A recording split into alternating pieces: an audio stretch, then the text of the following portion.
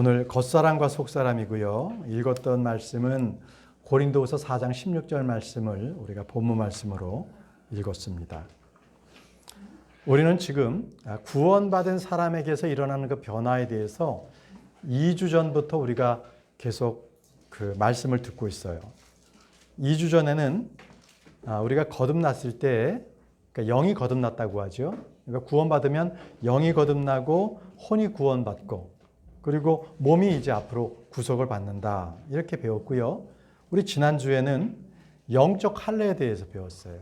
구원받으면 영적 할례를 받아서 몸과 혼이 구분이 되어서 이제는 우리가 이 몸에 육신을 따라 살지 않아도 되는구나. 이렇게 그 믿음을 가지고 살면 우리가 거룩하게 살 수 있구나. 이걸 배웠거든요. 자, 오늘은 마지막 그 구원받은 사람의 변화에 대한 마지막 시간으로 겉사람과 속사람에 대해서 이렇게 말씀을 들을 텐데요. 이것까지 들으면 여러분들께서는 구원받은 사람에 대한 변화에 대해서 교리가 바르게 정립될 수 있을 겁니다. 우리에게는 겉사람과 속사람이 있다는 것입니다. 자, 이 겉사람과 속사람은 성품을 얘기합니다. 사람의 그 성품을 얘기하는데 크리스찬들에게만 있는 거예요. 믿지 않는 사람들에게는 그냥 겉사람만 있는 거고요. 믿었을 때 속사람이 생깁니다. 사람들은 관심을 갖는데 속사람보다는 겉에 보이는 것, 물질적인 것, 눈에 보이는 것을 먼저 관심을 갖고 있는 거죠. 그런데 믿음이라는 것은 보이지 않는 거예요. 그 보이지 않는 것들이 올바른 소망이지 보이는 것들은 소망이 아닙니다. 로마서 8장 24절 말씀에 우리가 소망으로 구원을 받았기 때문이라. 그러나 보이는 소망은 소망이 아니니 어찌하여 사람이 보는 것을 여전히 바라리오라고 하셨습니다. 말씀을 보시면 보이는 소망은 소망이 아니라고 말씀을 하셨습니다. 눈에 보이는 것, 물질적으로 만져지는 것, 세상에 속하고 육신에 속한 것들은 소망이 결코 될 수 없습니다. 이 세상에서 잠시 누릴 수 있는 것들에 우리가 거기에 전심전력해서 목숨을 걸 필요가 없습니다. 사람에게는 마찬가지로 눈에 보이지 않는 것이 있어요. 바로 혼과 영입니다. 혼과 영은 눈에 보이지 않습니다.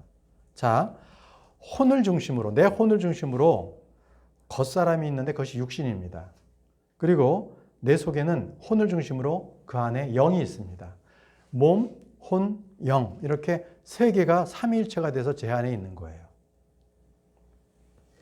하나님께서는 사람의 속에 사람의 영을 지으셨거든요. 사람의 영을 지으신 분이 하나님이신데 스가랴 12장 1절에 이스라엘을 위한 주의 말씀에 엄중한 부담이라 주 곧 하늘들을 펼치시고 땅에 기초를 놓으며 사람 속에 사람의 영을 짓는 이가 말하노라라고 하셨습니다.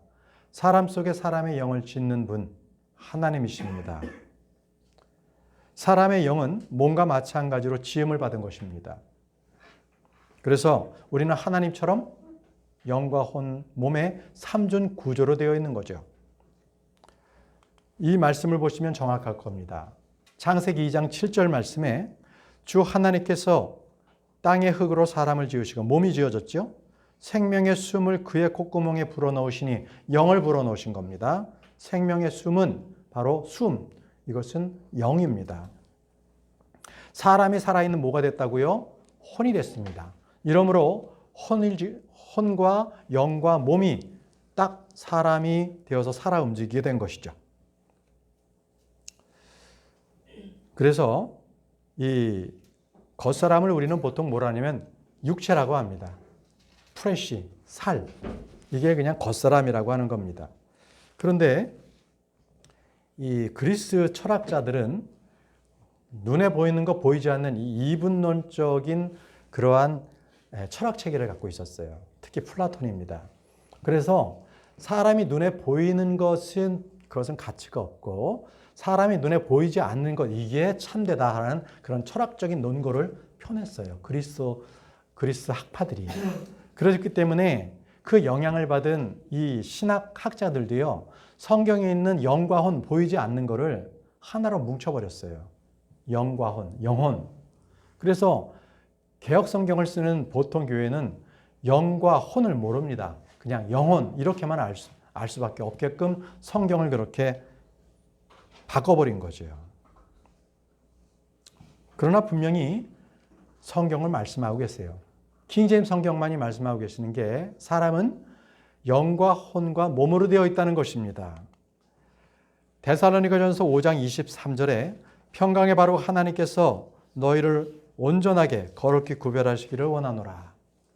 내가 하나님께 기도하여 너희의 온 영과 혼과 몸을 우리 주 예수 그리스도께서 오실 때까지 흠없이 보존해 주기를 구하노라. 너희 영과 혼과 몸이라고 분명히 나와 있죠. 자, 그럼 이 겉사람과 우리의 속사람, 이것의 차이는 뭔지를 한번 살펴보겠습니다. 이 사람의 혼을 중심으로 겉사람과 속사람을 나눈다고 말씀을 드렸습니다. 이 속사람은 그래서 영입니다. 겉사람은 육신입니다. 겉사람은 우리가 만져볼 수도 있고 씻을 수도 있죠. 그러나 혼은 그렇지 않습니다. 그렇지만 혼만이 하나님의 법을 즐거워해요. 그래서 사도 바울은 내 혼이 영을 따라서 하나님의 법을 즐거워한다고 고백했어요. 로마서 7장 22절에 내가 속사람을 따라 하나님의 법을 즐거워하나라고 했습니까? 내가라는 것은 내 자신이잖아요. 혼입니다. 내가 속사람, 영을 따라서 하나님의 법을 즐거워한다는 거죠. 영이 죽으면 하나님의 법을 알 수도 즐거워할 수도 없습니다. 그런데 저와 여러분들이 똑같이 경험하는 것은 우리가 구원받고 난 이후에도 이렇게 내가 속사람이 새로 생겼는데도 불구하고 전혀 그것을 인지하지도 못하고 또 그 고귀함도 알지도 못한다는 거예요. 여기에 문제가 있습니다. 오늘 이 겉사람과 속사람을 말씀드리는 이유도 여러분들께서 성경적인 답변을 정확하게 알고 돌아가셔야 우리가 이제는 구원받은 자로서 어떻게 살아야 할지를 분명히 알고 살자는 거죠. 자, 우리가 거듭난 것은 혁신된 게 아니에요. 이노베이션 돼가지고 내가 뭔가 이렇게 성격이 바뀐 정도가 아닙니다. 새롭게 태어난 거예요. 리제너레이션 된 겁니다. 새롭게 태어났다. 이렇게 된 겁니다. 거듭난 성도라면 누구든지 두 성품을 띠게 되는 거예요. 한 가지는 자연적으로 우리가 어머님의 몸속에서 태어났을 때부터 태어나는 그러한 본성을 가지고 있고요. 그리고 내가 다시 한번 예수 그리스도를 믿음으로 해서 내 혼이, 내 영이 거듭나는 것, 이 두 가지 성품이 내 안에서 잔존하고 있는 거예요.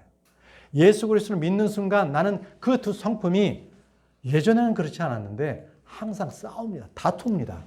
예전에는 조그마한 죄를 지어도 전혀 양심의 꺼리낌이 없었던 것이 이제는 내 속에 속사람이 생기는 바람에 작은 죄도 내가 이러서는 안 되지. 하나님이 보고 계시잖아.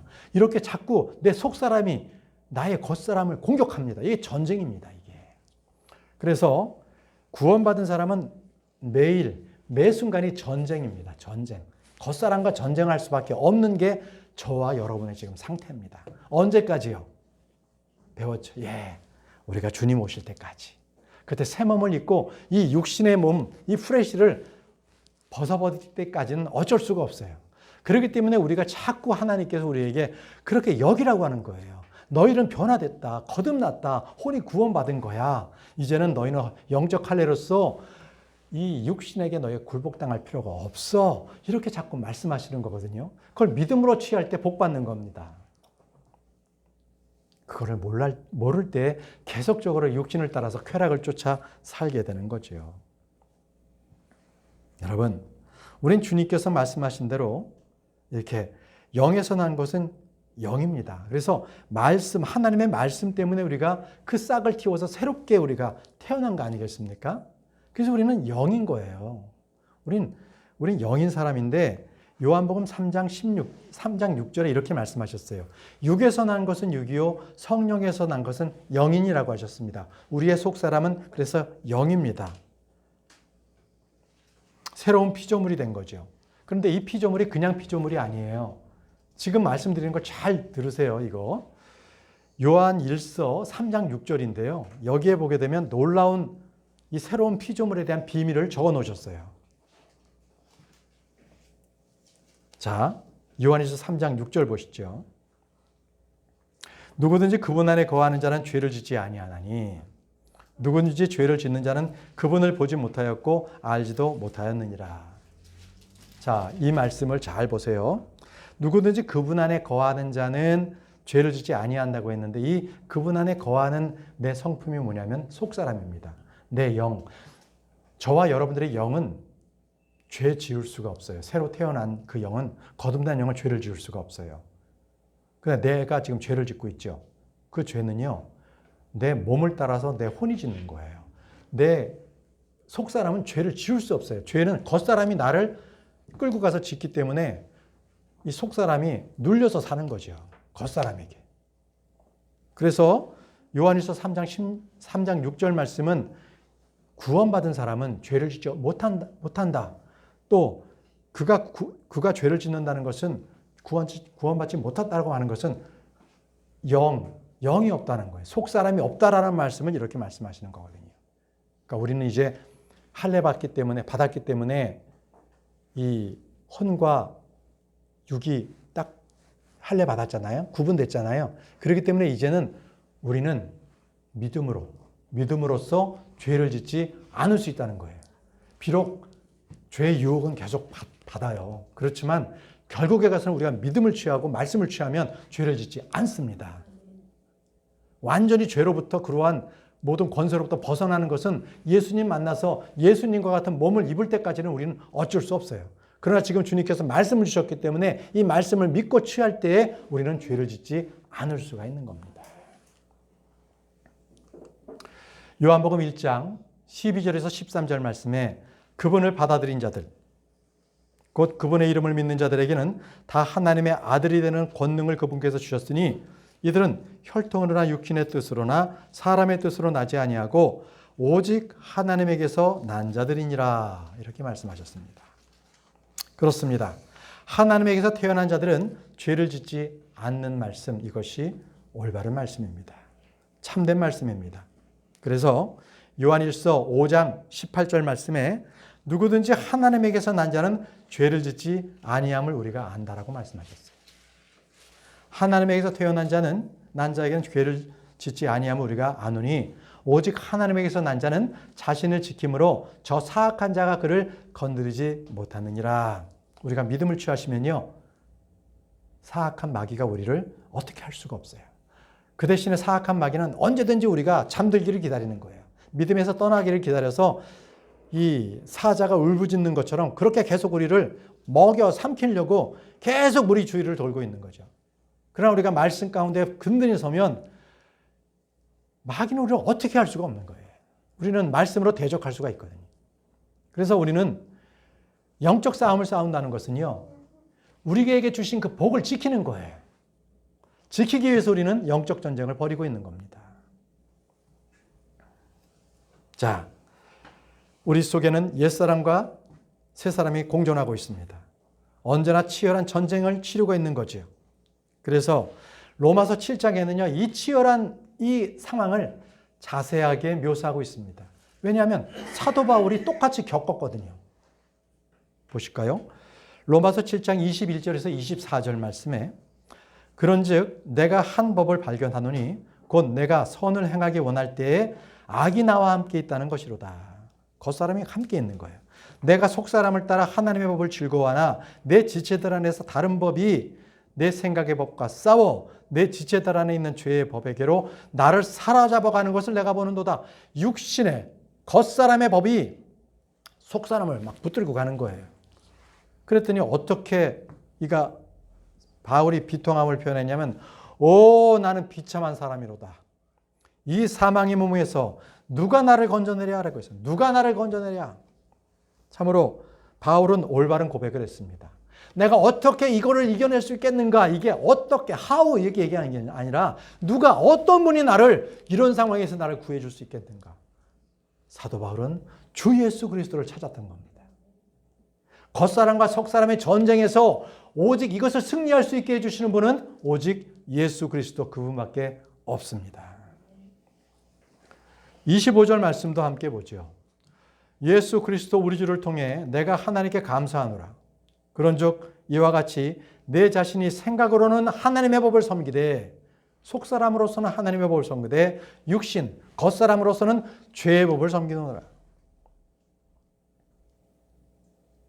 사도 바울은 본인이 거듭난 후에 성령을 통해서 예수 그리스도를 통해서 그가 육신을 이기는 방법을 알았던 겁니다. 우리는 성령님께 나의 자신을 의지해야 돼요.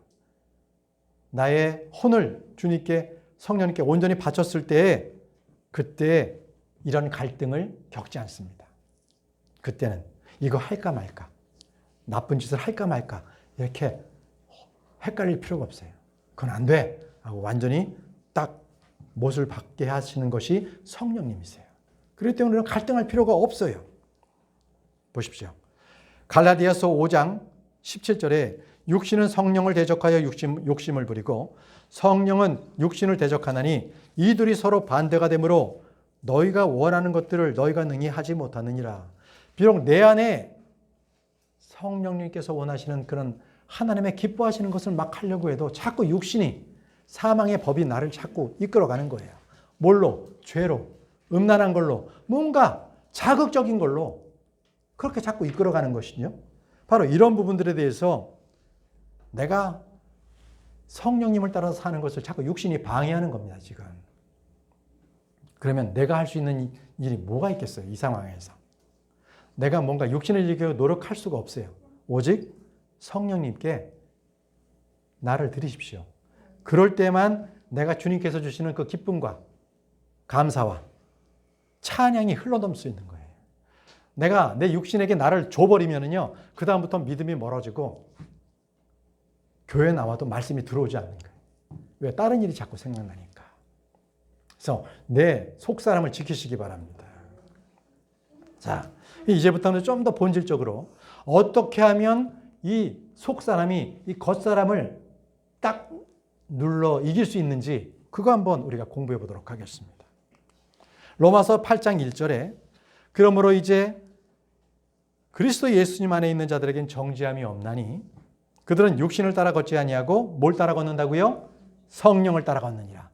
정답입니다. 성령을 따라 걸으면 그는 육신의 길을 따라 걷지 않게 됩니다. 성령을 따라 걷는다고 아예 딱 못을 박아 두시기 바랍니다. 로마서 8장 5절에도 육신을 따르는 자들에게는 육신의 일을 생각하거니와 성령을 따르는 자들은 성령의 일을 생각하나니. 그러니까 늘 항상 주님만을 생각하게 되는 거예요. 그러므로 내가 어떠한 일이 있더라도 주님을 생각하고 나에게 어려움이 있더라도 이것은 주님께서 이 일들을 인도해 주신다는 확실한 믿음을 갖게 되는 것이죠. 이것이 성령을 따라 사는 것이 나에게 큰 믿음을 가져다 주는 겁니다.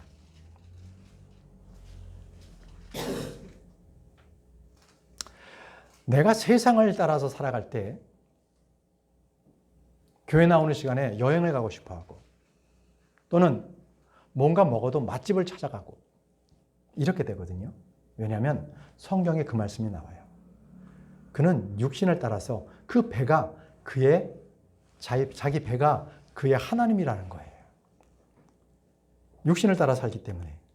빌립보서 3장 19절에 그들의 마지막은 파멸이요 그들의 하나님은 그들의 배요 그들의 영광은 그들의 수치스러운 일에 있고 그들은 땅의 일들을 생각하느니라. 자, 그들이 하나님으로 섬기는 것은 배라는 거예요. 바로 세상 사람들을 얘기하는 겁니다. 언제든지 육신은요, 이 겉사람은 항상 성령을 대적하고 속사람을 이기려고 합니다. 그러나 저와 여러분들이 내가 속사람을 따를 것인가 아니면 겉사람을 따를 것인가 이것에 따라서 내가 거기에 편이 되어버리는 거예요. 내가 성령을 따르겠다 하면 성령의 사람이 되는 겁니다. 주님께서는 우리에게 이렇게 말씀하세요. 골로새서 잠깐만요. 이 말씀은 넘어가고요. 골로새서 3장 3절을 보겠습니다. 골로새서 3장 3절 너희는 죽었고 너희 생명은 그리스도와 함께 하나님 안에 감추어져 있느니라. 이거는 내가 느껴지거나 뭔가 이해되지 않더라도 분명한 사실입니다. 객관적인 사실입니다. 그래서 로마서 6장 11절에도요. 이와 같이 너희도 너희 자신을 죄에 대하여는 참으로 죽은 자요 하나님께 대하여는 예수 그리스도 우리 주를 통해 산 자로 여기라라고 해요. 여기라. 이게 중요한 말씀입니다. 이게 이 여기다, 간주하다 이것은요. reckon이라는 단어인데요. 이것은 사실을 사실로 알고 여기라는 거예요. 믿으라는 겁니다. 그대로 너희가 말씀 있는 대로 취하라는 겁니다. 그럴 때 그것이 나의 것이 되기 때문에 그렇습니다. 그렇지 않으면 내가 어떻게 되느냐? 깨어있지 못하고요. 잠자는 자가 돼서 마귀에게 먹혀버리는 거예요. 이게 믿음으로 우리가 그것을 여기지 않을 때는 내가 온전하게 새 생명을 얻고 예수 그리스도와 함께 내가 산 자다. 이것을 내가 여기지 않을 때는 마귀에게 먹혀버립니다. 그리고 내가 받은 모든 영광과 감사함과 기쁨을 다 마귀에게 뺏겨버려서 계속 근심과 걱정으로 살아가는 거죠. 자, 여러분, 이제 겉사람과 속사람의 이 전쟁터에서 저와 여러분들은 어떻게 해야만 승리할 수 있는지를 몇 가지를 말씀을 드리겠습니다. 먼저 내 육신을 신뢰하지 마세요. 빌립보서 3장 4절에 나 역시 육체를 신뢰할 수 있지만 그리하지 아니하였노라라고 바울은 말했어요. 바울은 누구보다도 자기의 육신적인 어떤 그러한 모든 조건이 일반 유대인들보다는 달랐습니다. 그만큼 툭줄 났다라는 것을 자랑할 만하다는 거죠. 그러나 그것은 자랑할 거리가 안 된다는 거예요. 육신을 신뢰하지 마십시오. 우린 그래야만 속사람이 이길 수 있기 때문에 그렇습니다. 로마서 8장 13절에도 너희가 육신을 따라 살면 죽을 것이로되 성령을 통해 너의 행실을 죽이면 살리라. 자, 성령을 통해 너의 행실을 죽이면 살리랍니다. 성령을 통해서 내 육신을 죽이시기 바랍니다. 그러면 여러분들 실패하지 않습니다. 이미 구원 얻었고 앞으로도 예수 그리스도를 만나는 그 심판석에서 우리는 보상과 상급을 받습니다. 여러분, 우리가 성령을 통해서 이게 내가 성령에 복종하고 마귀하고 싸울 때요, 이 육신을 가치 없는 것으로 아예 여길 때에 그때 우리의 육신은 나의 혼에 대해서 무기력해져요. 아무 힘도 발휘할 수가 없게 된다는 것입니다.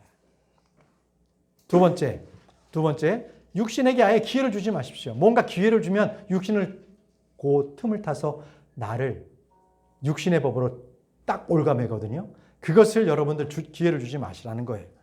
로마서 13장 14절에 오직 너희는 주 예수 그리스도를 옷 입고 육신의 정욕을 채우기 위해 육신에게 기회를 주지 말라라고 했습니다. 육신에게 기회를 주지 말라. 저는 여기서 제 고백을 하나 하겠습니다. 저도 직장 생활을 꽤 오래 하지 않았습니까? 친구들과 함께 같이 지내다 보면 저녁 먹고 꼭 친구들이 이제 노래방이나 룸사롱을 가자는 거예요.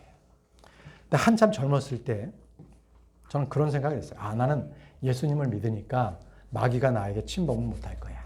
그러니까 내가 노래방을 가든지 룸사롱을 가든지 나는 나를 지키면 돼. 이러고 이제 가지요. 지켜지겠습니까?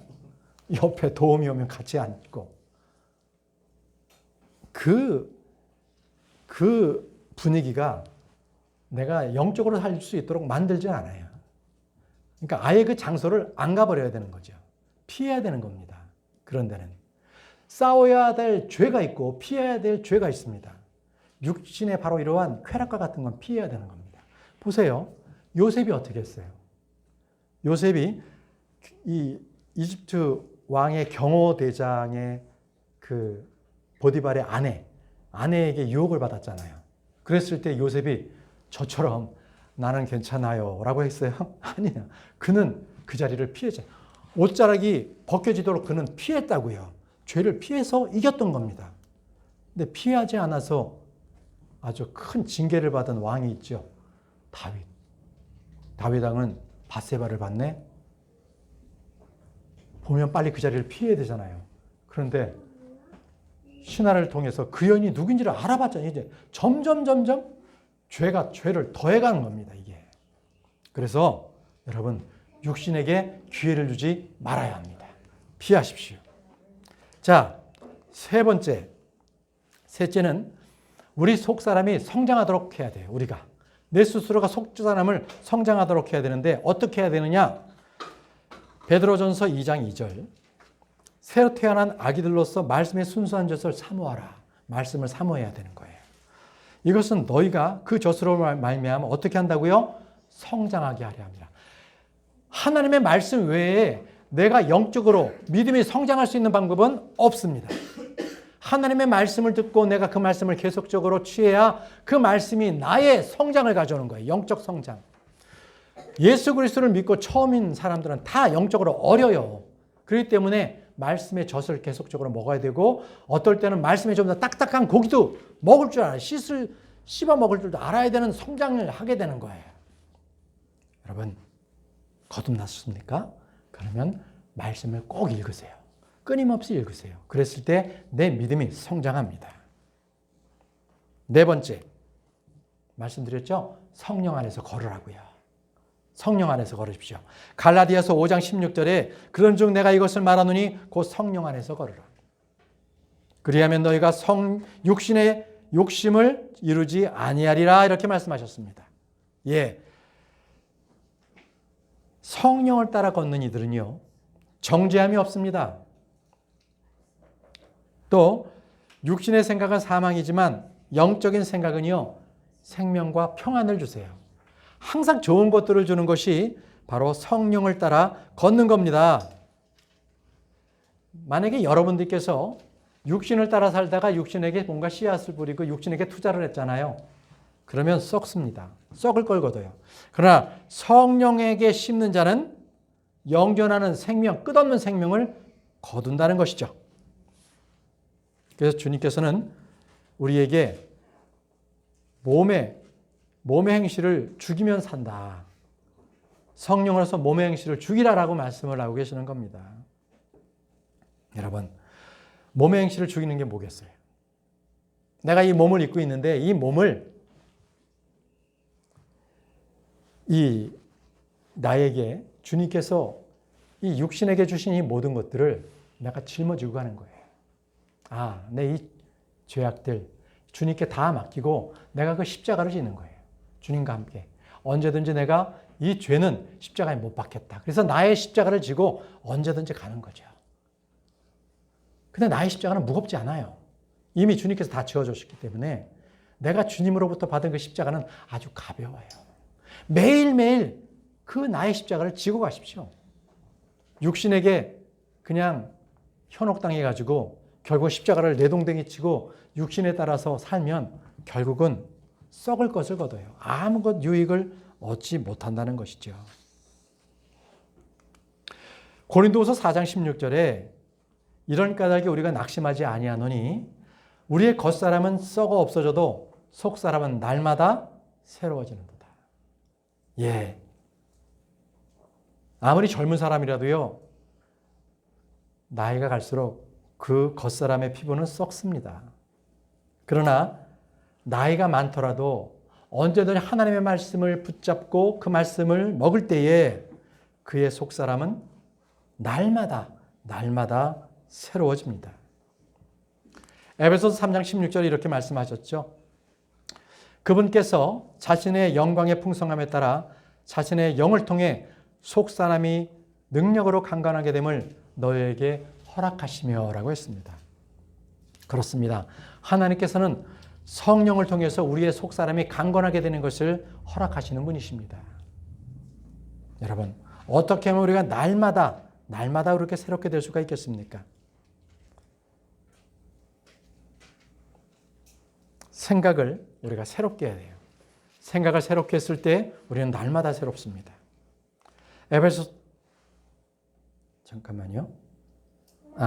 먼저 날마다 새롭게 되는 것은 먼저 회개하고 회심했을 때입니다. 사도행전 9장 3장 19절에 그런즉 너희는 회개하고 회심하라. 그리하면 새롭게 하는 때가 주의 앞에서부터 이를 때에 너희 죄들이 말소될 것이요. 먼저 우리가 내가 매일매일 새롭게 하려면 회개하고 회심한다. 항상 지은 죄는 그때그때마다 회심하십시오. 회개하십시오. 주님께 용서를 구하시면 내가 그때마다 새롭게 돼요. 그걸 쌓아놓으면 하나님으로부터 내가 점점 뭔가 관계가 어색해져요. 내가 뭔가 죄를 지었다 그러면 주님 앞에 회개하시면 주님은 언제든지 우리를 용서하시는 분이세요. 그리고 이제 두 번째 말씀이 바로 이 세상과는 동화되지 말고 항상 생각을 새롭게 하라는 거예요. 너희는 이 세상에 동화되지 말고 오직 너의 생각을 새롭게 함으로 변화를 받으라는 겁니다. 언제든지 생각을 새롭게 하는데 언제나 주님만을 생각하십시오. 성령님의 인도하심을 여러분들은 받아서 우리의 생각의 영을 새롭게 하라는 거예요. 그래서 에베소서 4장 23절에 너희의 생각의 영 속에서 새롭게 되라. 생각의 영 속에서 새롭게 되라라고 말씀하셨습니다. 자,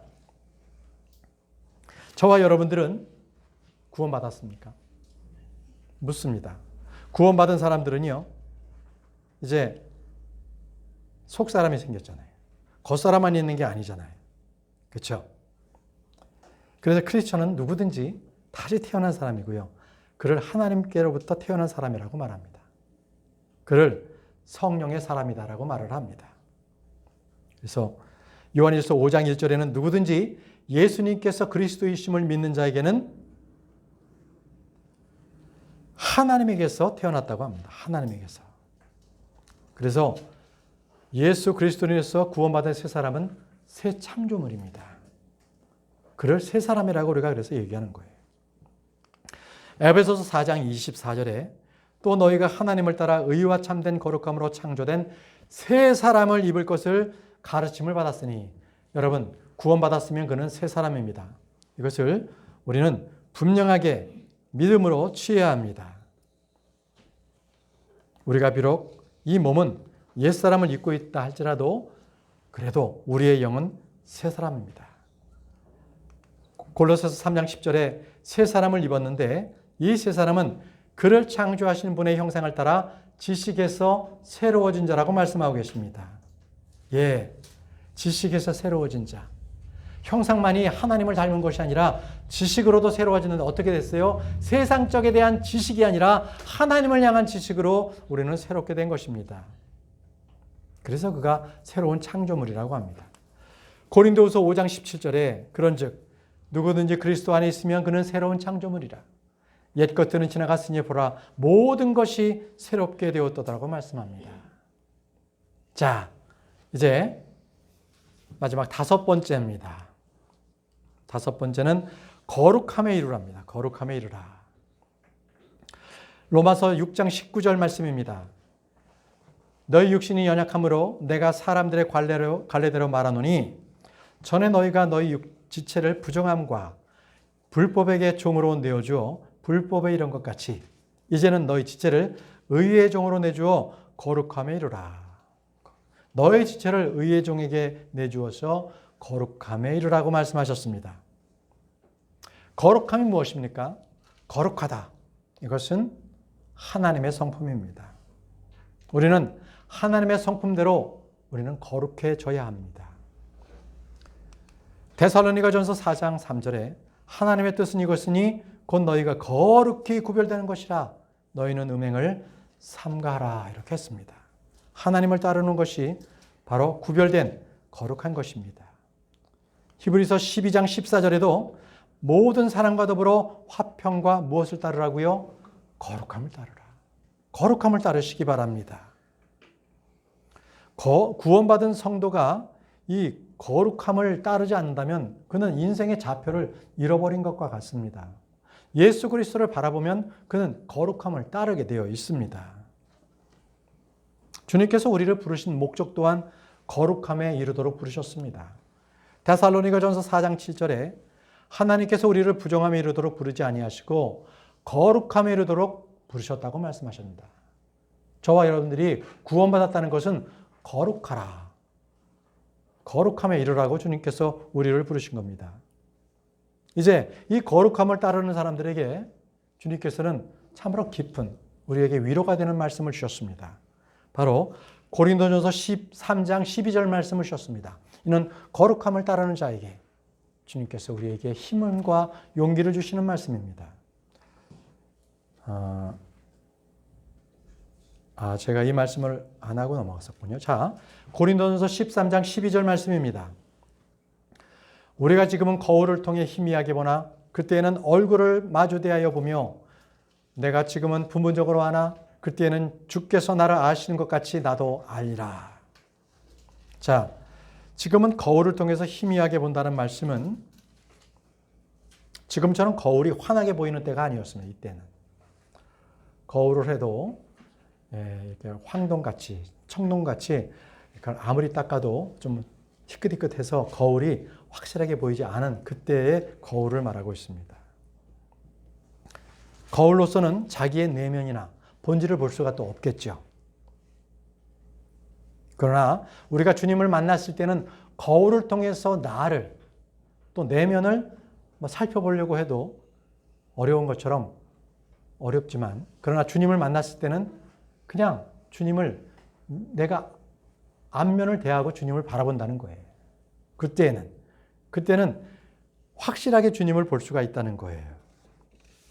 그때 돼서는 우리가 뭔가 체험을 통해서나 또 글로나 이야기로나 주님을 우리가 알아가는 것이 아니라 확실하게 주님을 보고 아는 거예요. 그때는 지식이라는 게 이렇게 그쳐버립니다. 그때는. 또 고린도 후서 3장 18절에도 동일하게 우리에게 위로의 말씀을 주세요.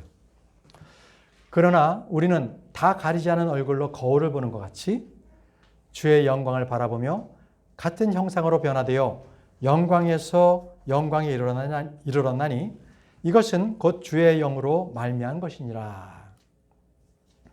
그때는 우리가 거울을 볼 때 뭔가 앞을 가리고 보는 것도 아니고요. 확실하게 영광에서 영광으로 주님의 형상을 볼 수가 있는 겁니다. 이제 예수 그리스도를 믿는 자들에게는 그 얼굴 앞에 있는 베일이 거쳐져 있는 자들입니다. 예전에 모세가 하나님을 만나고 왔을 때 이스라엘 백성들은 그 영광을 통해서 도저히 모세의 얼굴을 볼 수 없어서 그래서 베일을 쳤어요. 그리고 다시 하나님께 가서는 베일을 젖히고 하나님을 만났던 모세였지요. 우리는 베일이 필요 없습니다. 예수 그리스도를 바로 면과 면으로 얼굴을 그대로 바라보는 것이 바로 저인데 어떨 때요? 우리가 거룩함으로 살아갈 때. 거룩함으로 살아갈 때에 우리가 지금도 주님을 바라볼 수 있는 거예요. 우리가 주님을 만났을 때는 더 확실하게 보지만 그러나 지금도 우리가 거룩함으로 살아갈 때 늘 우리가 주님의 얼굴을 볼 수가 있는 겁니다. 이제 말씀을 정리하겠습니다. 우리는 하나님의 말씀을 통해서 구원을 받고 죄에서 해방되었습니다. 그렇다면 이 땅에서 육신을 입고 살아가는 동안에 우리가 이 승리할 수 있는 그 방법으로 살아가야 되지 않겠습니까? 여전히 죄의 속박에서 억눌려서 사는 것은 주님의 뜻이 아닙니다. 우리를 구원받게 하신 목적이 아닙니다. 어떻게 하면 우리는 겉사람과 속사람, 옛사람과 새사람, 그리고 육과 영이라는 바로 이 두 사람 사이에서 승리할 수가 있겠습니까? 오늘 여러분들께서 주신 말씀대로 우리가 주님을 바라보고 육신에게 기회를 주지 않고 우리가 거룩함으로 살아갈 때 우리는 영적 승리를 할 수 있는 것입니다. 그러므로 말미암아 이 전쟁이 끝날 때에 바로 주님을 만날 때에 이 육신을 벗는 날에 우리는 지금의 육신의 이 전쟁을 그때는 경험하지 못할 거예요. 그토록 힘들게 싸웠던 그 전쟁은 우리가 육신을 새롭게 입었을 때는 그 전쟁이 이제 끝이 났기 때문에 더 이상 그 기회는 없습니다. 여러분, 지금 이 육신을 살고 있을 이때에만 우리에게 주어지는 바로 그 전쟁을 여러분 승리로 이끄시기 바랍니다. 그래서 그 승리로 이끌어서 주님께서 우리에게 정말 기쁨으로써 많은 기쁨의 은혜의 상급과 보상을 주시는 그 주님을 만나시기 바랍니다. 여러분, 성령 안에 걸으십시오. 그렇게 함으로써 주님을 대하는 그날까지 승리하는 저와 여러분들 되시기를 바랍니다. 기도하겠습니다. 아닙니다. 먼저 찬송.